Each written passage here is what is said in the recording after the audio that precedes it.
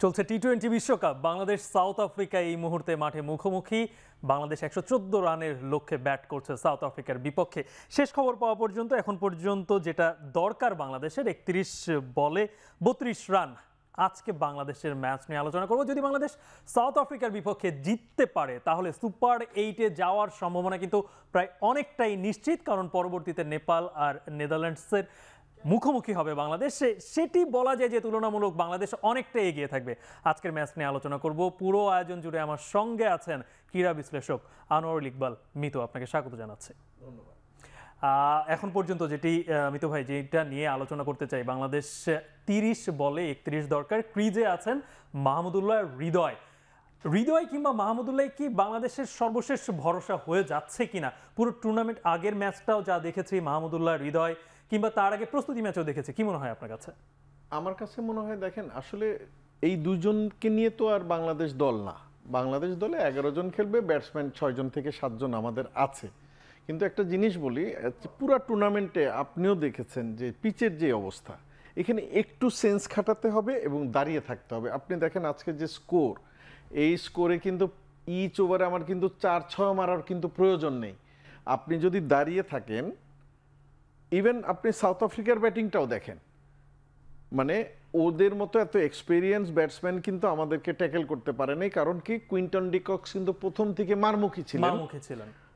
উনি বাদে অন্য কেউ কিন্তু ওরকম কোনো স্কোরও করতে পারেনি, খেয়াল করেন। কিন্তু আমাদের যেহেতু এত ছোট, আমরা কিন্তু খেলার আগে সত্যি কথা আমি না কেউই বিশ্বাস করতাম না যে বাংলাদেশ এই খেলাটা জিততে পারে, যেই পারফরমেন্স এতদিন বাংলাদেশের ছিল।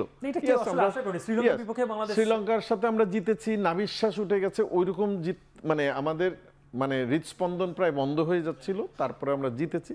কিন্তু আজকের খেলা যেহেতু স্কোরটা এত ছোট 114, সেইখানে আশা করতেই পারি যে যেই রানটা আপনি এখন বললেন, যেহেতু আমি এই মুহূর্তে খেলাটা দেখতে পারছি না, এটা কিন্তু পারা উচিত যদি আমরা মাথাটা একটু ঠান্ডা করে দাঁড়িয়ে যদি এক এক করেও নেই, তাহলে কিন্তু আমাদের এটা জেতার সম্ভাবনা কিন্তু আছে। মিতু ভাই, রাইট নাও আমি যে বিষয়টা নিয়ে আলোচনা করতে চাই, আমি নিশ্চয়ই কিছুক্ষণ পর বড় পর্দায় দেখতেও পাবো যে সাউথ আফ্রিকার যেই ব্যাটিং আজকে যেই 114 রানে কারা আসলে কন্ট্রিবিউশন কেমন ছিল।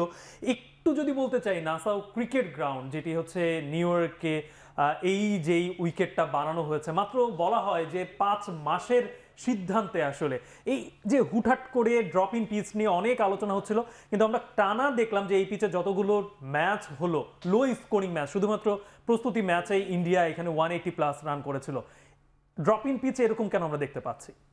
আসলে দেখেন, এটা নতুন একটা টার্মস, ড্রপ ইন পিচ। এগুলো আসলে কিছু না, আনপ্রিপেয়ার্ড পিচ, সোজা কথা। কারণ এদের যেটা আমি যেটুক বুঝি, যে ক্রিকেটটাকে ভার্সাটাইল করার জন্য, ক্রিকেটটাকে জনপ্রিয় করার জন্য, যেসব দেশে ক্রিকেট হয় না সেই সব দেশে পপুলার করার জন্যই কিন্তু আমেরিকার মতো জায়গায় ওয়ার্ল্ড কাপটা করা। যেমন ওয়েস্ট ইন্ডিজ, ঠিক আছে, ওয়েস্ট ইন্ডিজ যখন আবার খেলা হবে তখন দেখবেন ভিউ চেঞ্জ। তো এই সব জায়গায় যদি খেলতেই হয়, অ্যাটলিস্ট তো আপনি 10 মাস 12 মাসের একটা প্রিপারেশন নিয়ে পিচ তৈরি করলে কিন্তু আজকে এই অবস্থা হতো না। ইভেন আপনি মানে ইভেন গতকালকে ইন্ডিয়া পাকিস্তানও দেখেন না, 119 স্কোর ইন্ডিয়ার এই ব্যাটিং লাইন, এবং সেটা করতে গিয়ে পাকিস্তান করতে পারলো না। তো এই এখন আমার আপনার কিছু করার নেই, যে যত তাড়াতাড়ি অ্যাডপ্টটা করতে পারবে সেই কিন্তু ভালো করবে। আপনার কাছে মনে কি হচ্ছে যে আজকে বাংলাদেশ বিগত যে কটা ম্যাচ এই উইকেটে হয়েছে, বাংলাদেশ এখান থেকে কিছুটা শিক্ষা নিয়ে ব্যাটিং শুরুটা কিংবা বোলিং এর শুরুটা কি মনে হয়েছিল বাংলাদেশ ওইভাবে প্ল্যানিং করতে পেরেছে এই উইকেট বিবেচনায়? আমার তো মনে হয় বোলিংটা করতে পেরেছে, কারণ আপনি যদি ওই আপনার প্র্যাকটিস ম্যাচ বাদ দেন, আপনি যদি দুইটাই খেলা দেখেন, বলাররা কিন্তু যথেষ্ট ভালো করেছে, এতে কোনো ডাউট নেই। কিন্তু আপনি যদি আবার আমাদের আউটগুলো দেখেন, আপনার সাথে একটা আউট কিন্তু আমরা দেখছিলাম, মাত্র সাকিব আল হাসানের নাম ধরেই বলি, এই শটটা কি ওনার খেলার দরকার ছিল? বলেন, এটা কি বলারের ক্রেডিট না ব্যাটসম্যানের ডিসক্রেডিট? এই জিনিসগুলো কিন্তু আমাদের আসলে অ্যানালাইসিসটা করতে হয়। ইয়েস, আমি কিন্তু যখন একটা স্ট্যাটিস্টিক্স দেখি তখন মনে হয় যে আচ্ছা এই বলারটা 4টা উইকেট নিল, কিন্তু ওই 4টার মধ্যে দেখা যাবে যে 2টাই কিন্তু গিফটেড। কারণ এই শট, কারণ ওদের, আমি শুনছিলাম ওদের একটা ইন্টারভিউ, যে বাংলাদেশের ব্যাটসম্যানদের তারা আন্ডারস্টিমেট করে, মানে যেহেতু বাউন্সি বল খেলতে পারে না, শর্ট বল খেলতে পারে না, তাই কারণে কিন্তু তারা মেজরিটি দেখবেন আপনি শর্ট পিচ বল দিচ্ছে, মাথার এবং উপর দিয়ে দিচ্ছে, উইকেটের বিহেভিয়ারও কিন্তু ওরকমই করছে, কখনো বল হুট করে এবং ওদের পেস তো unwanted bounce আমাদের উঠে। থেকে একটু বেটার, মানে পেস অ্যাটাক আপনি জনসনের কথা বলেন 6 ফিটের অনেক উপরে, হাইট, রাবাদা সবাই। তো আপনি কেন ওই শটটা খেলবেন আমাকে একটু বোঝান। মানে আমি তো ধরেন ওই লেভেলের প্লেয়ারও না, বাট আমরা যেহেতু বাংলাদেশ যাতে জেতে, তাই কিন্তু মনের ভিতর থেকে কথাটা বলি, এই বলটা তো আপনি ইজিলি ছাড়তে পারতেন। কিছু কিছু বল আছে যেটা আনপ্লেয়েবল, আপনার খেলতে হবে, আপনি ব্যাড লাক, ঠিক আছে, ভালো একটা বল হয়ে গেল, তাতে কিন্তু দুঃখ নাই। কিন্তু যেই বলে সাকিব আল হাসান আউট হয়েছে, উনি অনেক বড় প্লেয়ার, অনেক বিশ্বের 1 নম্বর অলরাউন্ডার, সবই ঠিক আছে, কিন্তু আমি কিন্তু ভাই উনি অনেকদিন ধরে আসলে স্ট্রাগল করছে সাকিব আল হাসান না, নিজের ব্যাটিং। তারপরেও বলছি যে ঠিক আছে, উনি তো টিমে আছেন, এমন তো না যে উনি টিমের বাইরে।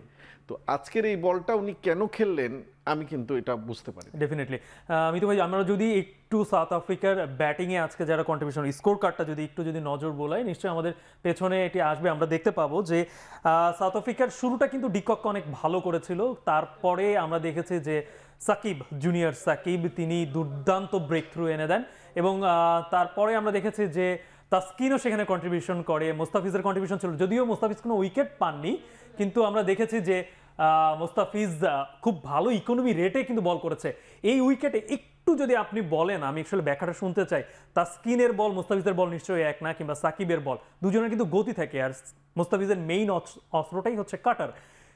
পেসারটা কেন সফল হচ্ছে ওই যে আপনি বললেন যে ড্রপ ইন আনপ্রিপেয়ার্ড পিচ, স্পিনে হয় কি বলটা তো স্লো আসে, ব্যাটসম্যান একটু সময় পায় দেখে খেলার, কিন্তু এখানে আপনি ধরেন তাসকিন কিন্তু এখন 140 135-এ কিন্তু রেগুলার বেসিসে বল করে, আর মোস্তাফিজ আমাদের বাংলাদেশের একমাত্র প্লেয়ার যে আইপিএল খেলে, আর সাকিব তো অবশ্যই ভালো করছে, কিন্তু আমার কিন্তু হোপফুল ছিলাম যে শরীফুলও যদি খেলতো, কথার কথা, সেও কিন্তু ভালো করতো, কারণ এই পিচগুলোই এমনভাবেই তৈরি, আপনি অন্য খেলাগুলোর দিকে তাকান, সব কিন্তু পেসার ডমিনেন্ট। কালকে জাসপ্রীত বুমরার বোলিং দেখেন, তো আসলে পিচ অনেকখানি হেল্প করে দিচ্ছে বোলারদের, যেহেতু আমরা কিন্তু অভ্যস্ত। দেখেন জাস্ট আপনি একটু আইপিএলের দিকে যান, 300, 350, 280, 288 এরকম রান হয়েছে, রাইট?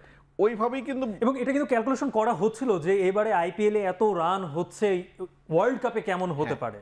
এইটা যেমন ভালো না, কারণ কি আপনি বলারকে ধ্বংস করে দেওয়ার মতো পিচ তৈরি করাও যেমন ভালো না, আবার এরকম আন্ডার প্রিপেয়ার্ড পিচও কিন্তু ভালো না। এখানে ব্যাটসম্যানদের তো প্রচুর পরিমাণে স্ট্রাগল করতে কিন্তু হচ্ছে। কারণ কি আমি এখন কিন্তু খেলাটা বিজনেস হয়ে গেছে, আমি দর্শকের জন্য কিন্তু খেলা করে ফেলেছি, খেলার জন্য খেলা আর নাই। কিন্তু সব সময় আমরা ছোটবেলার থেকে তো ক্রিকেটের ভক্ত, মানে সারাক্ষণ খেলেছি, ওই লেভেলে না খেলি, কিন্তু স্পোর্টিং উইকেট যখন থাকবে, যে উইকেটটা আপনার জন্য, ধরেন আপনি ব্যাটসম্যান, আপনার জন্যও ভালো, আমি বলার আমার জন্য সবসময় ভালো। মিতভাবে আমরা এটা শুনে এসেছি যে আইসিসির যে ইভেন্টগুলো থাকে, বৈশ্বিক ইভেন্টগুলোতে স্পোর্টিং উইকেটই হয়। অন্য এই যে আইপিএল কিংবা অন্যান্য যে ফ্র্যাঞ্চাইজি ক্রিকেটে আমরা ওগুলোকে পাশ কাটিয়ে যখন আমরা আবার চলে আসি যে ওটার পরে আইসিসির কোনো ইভেন্টে, তখন কিন্তু আমরা স্পোর্টিং উইকেটে আশা করি। এই নাসা উইকেটে আমরা একটা আর্টিকেলে আমি জানলাম, যে শুনতে পেলাম যে এইখানে যে আইসিসির যে আগে থেকে যে এটাকে পরীক্ষামূলক যে একটা ব্যাপার থাকে, সেটিও এই নাসাউ ক্রিকেটকে নিয়ে করা হয়নি, হুট করেই নাকি এটাকে দিয়ে দেওয়া হয়েছে বিশ্বকাপের জন্য, এবং 8টি ম্যাচ এখানে অনুষ্ঠিত হতে যাচ্ছে। সেটা অবশ্য আপনি দেখেন, শুধু এটা তো বাংলাদেশের এগেনস্টে শুধু না, এটা যে টিমগুলো খেলবে সবার জন্যই কিন্তু সেটাও কিন্তু ইকুয়াল। তাহলে আপনি যত এটাই হচ্ছে প্রফেশনালিজম, আপনি যত তাড়াতাড়ি অ্যাডাপ্ট করতে পারেন, যখনই আপনি অ্যাডাপ্ট করতে পারবেন সেই দলই ভালো খেলবে। আর স্পোর্টিং উইকেট কিন্তু আইপিএলও না, কারণ ওটা পুরো ব্যাটিং ট্র্যাক, আপনি কখন দুই ইনিংস মিলে 610, 620, এটাও যেমন ভালো না, আবার এটাও তেমন ভালো না। আমি একটু রিশাদকে নিয়ে কথা বলতে চাই। আজকে কিন্তু রিশাদ মোটামুটি বলা চলে যে যে কয় ওভার বল করেছেন তিনি দুর্দান্ত বল করেছেন, একটি উইকেটও তিনি পেয়েছেন। রিশাদের মধ্যে কোনো একটা চেঞ্জ পাচ্ছেন কিনা, আমরা যতক্ষণে আমরা পাকিস্তানি কোচকে আমরা স্পিন কোচ হিসেবে নিয়ে আসলাম, রিশাদের মধ্যে কোনো পরিবর্তন আপনি দেখতে পাচ্ছেন? অবশ্যই তো তার মধ্যে চেঞ্জ আসবে, কিন্তু যেটা আমি বিশেষ করে এটা আমি দাবিই করব, আমরা 2-3 জন মিলে কিন্তু বারবার টক শোতে বলেছি যে একটা ভ্যারিয়েশন আনার জন্য, সেটা হচ্ছে একজন লেগ স্পিনার অথবা চায়নাম্যান, এরকম যদি আমাদের বলার আমাদের অনেক কিন্তু ট্যালেন্ট আছে, অনেক কিন্তু ছোট ছোট প্লেয়ার আমরা ছোটবেলায় যেটা পাই নাই। আপনি যদি এখন ঢাকা শহরের মধ্যেই শুধু বলি, ধানমন্ডি ৪ নম্বরে যান, আবাহনী মাঠে যান, মানে বাচ্চা বাচ্চা ছেলেরা সেই ব্যাগ কিট নিয়ে সবাই সুন্দর করে প্র্যাকটিস করছে। ওইখানে যদি আমরা হান্ট করি, স্কুল থেকে হান্ট করি, এই যে দেখেন রিশাদ কিন্তু যেমন লম্বা, তার ফিগার ভালো, তার স্পিনিং আইডিয়া ভালো, লেগ স্পিন, এবং সাথে তার ব্যাটিংও কিন্তু ভালো। তো এরকম একটা প্রজিরি থাকলে আমাদের জন্য অবশ্যই ভালো, এবং সে যে একটা ভ্যারিয়েশন এনেছে টিমে, এটা কিন্তু বোঝা যায়। রাইট। মিতু ভাই, আরেকটা জিনিস আমি যেটা বলতে চাই সেটা হচ্ছে যে এই বিশেষ করে শেষ কয়েকদিন তো এই উইকেটে আমরা খেলাটা দেখে আসলাম। বাংলাদেশ আজকে সাউথ আফ্রিকার বিপক্ষে যে 114 রানে আটকে দেওয়া, মাত্র উইকেট কিন্তু সাউথ আফ্রিকার খুব যে 6টা উইকেট গিয়েছিল, আরও কিন্তু উইকেট হাতে ছিল। সে জায়গাটাই পুরো বোলিংটা দেখে আপনার কাছে কি মনে হচ্ছে? পেসার তাসকিন আহমেদ ইনজুরি থেকে ফিরলেন, কিংবা সেই জায়গায় শরীফুল ইনজুরিতে চলে গেলেন, আপনার কাছে এখন কি বোলিং লাইন আপটাকে উইকেট বিবেচনায় না, আপনার কাছে এমনি বলারদের লাইন আপ দেখে কি মনে হলো যে বলারটা কি ফর্মে রয়েছেন? আমি বলি, আমাদের কিন্তু এর বাইরে আর ৩-৪ জন প্লেয়ারই আছে। 18টা 19টা প্লেয়ার দিয়েই কিন্তু আমাদের বাংলাদেশ দল, মানে আপাতত, মানে এই সেখান থেকে আমরা 15 জন বেছে নিয়েছি। তো সেই হিসাবে আমার মনে হয় পেসিং অ্যাটাকটা ঠিকই আছে। কারণ আমার কাছে আপনি খুব বেশি হলে আপনি এর বাইরে আর কাকে নিতে পারতেন? সাইফুদ্দিন। এখন সাইফুদ্দিন বেটার না শরীফুল বেটার, এই তর্কে এখন না যাওয়াই ভালো। সাইফুদ্দিন বেটার না তাসকিন বেটার, এর ছাড়া কিন্তু আমাদের কোনো অপশন কিন্তু নেই। তো সেই কারণে বলবো যে বোলিংটা এখন বললাম তো, সহায়তা অফ পিচ নিয়েই কিন্তু আমাদের বলাররা ভালো করছে। তো সেই জায়গায়ও কিন্তু ক্রেডিটটা দিতে হবে, কারণ আপনি 114 কিন্তু, মানে আপনি যদি ক্লাসেন, আমার কাছে সাউথ আফ্রিকার এবং আইপিএলে একটা প্লেয়ারকে খুব আউটস্ট্যান্ডিং লেগেছে, সেটা হচ্ছে ক্লাসেন। এই ক্লাসেনই কিন্তু আসলে 45 রান করে দিয়ে গেছে। রাইট, এবং তিনি আসলে ম্যাচটাকে একটা জায়গায় নিয়ে যেতে আপনার পেরেছেন। শোতে আসার আগে আমার সাথে 2-3 জন খেলা দেখছিল, তো মানে আমি বললাম এই একটা উইকেট যদি খুব আর্লি নেওয়া যায় তাহলে কিন্তু বিলো 100 আপনার ওরা বুক হয়ে যেত। এটা তো আশা করা আমার জন্য মানে বাতুলতা। মানে আমি প্রথমে এই জুটি অনেক আগে আসলে ভেঙে যেত যদি লিটন কুমার দাস ওই ক্যাচটা যদি মিস না করতেন। এখন দেখা যায় ক্যাচ মিস তো ম্যাচ মিস। মিতু ভাই, একটা জিনিস আপনাকে জানিয়ে রাখি যে এখন পর্যন্ত 17 ওভার খেলা শেষ, 94 রান, 4 উইকেট। বাংলাদেশের দরকার 18 বলে 20 রান। ক্রিজে এখনো মাহমুদুল্লাহ, হৃদয় দুজনে রয়েছেন। আশা করা যাচ্ছে ম্যাচটা একটা ভালো ফিনিশিং আমরা পেতে যাচ্ছি। নিশ্চয়ই মিতু ভাই, ছোট্ট একটা বিরতি নিতে হচ্ছে, বিরতির পর এসে বাকি আলোচনা করব 20-20 এই আয়োজন নিয়ে।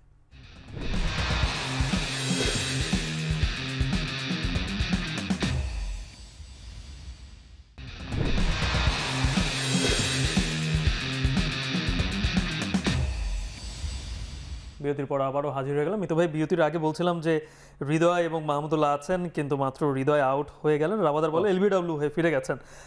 17 বলে 20 রান দরকার।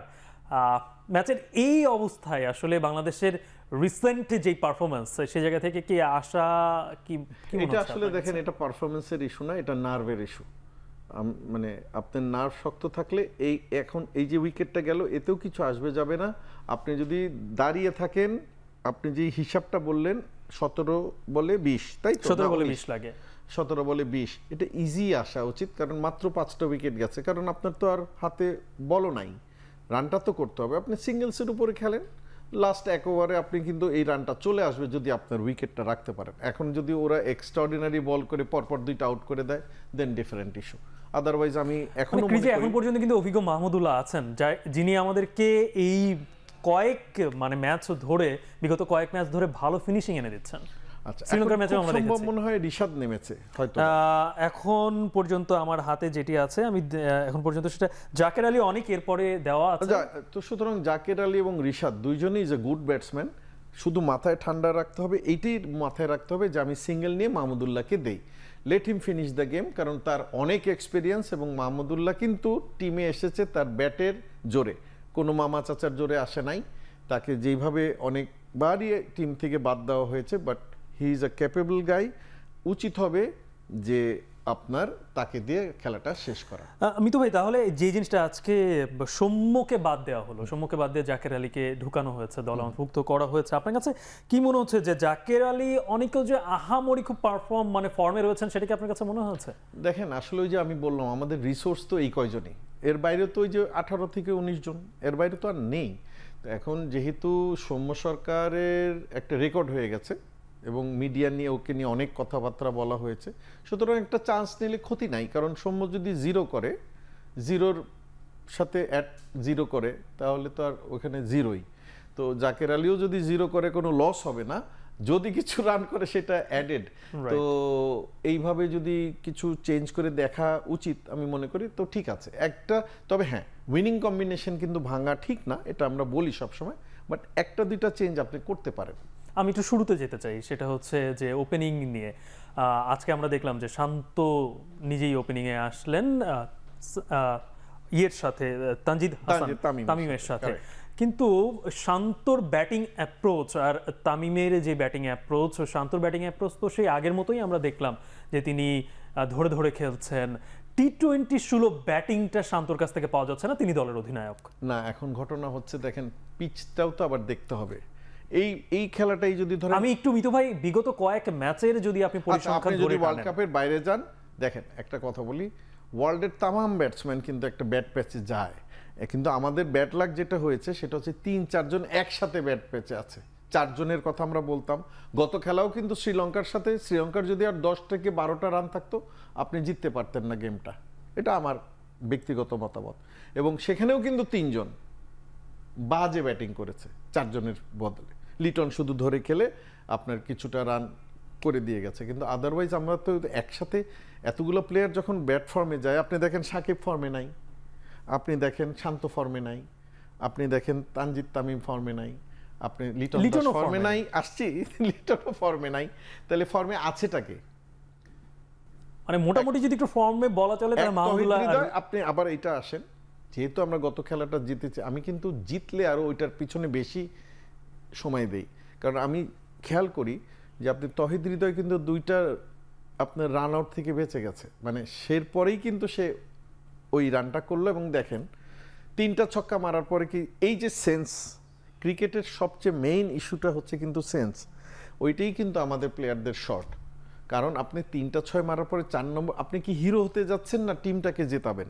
তো তাই যদি হয় বলের মেরিট দেখে খেলেন, ইয়েস, ওইটা যদি 6 মারার বল হয় মারেন, কিন্তু আপনি যখন জানেন যে এই পিচে এই অবস্থা, আপনি যথেষ্ট রান করে দিচ্ছেন ওই ওভারে, এবং তহিদ হৃদয়ের জন্যই কিন্তু আমরা জিতেছি, উইচ ইজ ভেরি ট্রু।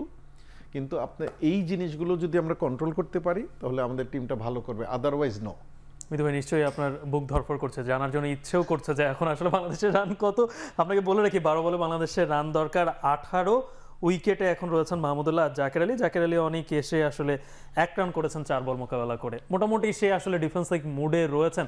কিন্তু এই যে এই ক্রুশিয়াল মোমেন্টে 4 বলে 1 রান, এখানে মাহমুদুল্লাহকে আপনি সিঙ্গেলের কথা বলছিলেন যে সিঙ্গেল নিয়ে যদি মাহমুদুল্লাহকে দেওয়া যায়, তবে একটা জিনিস আপনার চোখে পড়েছে কিনা, এই পিচে নাসাউ ক্রিকেট গ্রাউন্ডে যে উইকেটে, সেখানে সিঙ্গেল বের করাটা কিছুটা কষ্টদায়ক মনে হচ্ছে, এরকম মনে হচ্ছে না?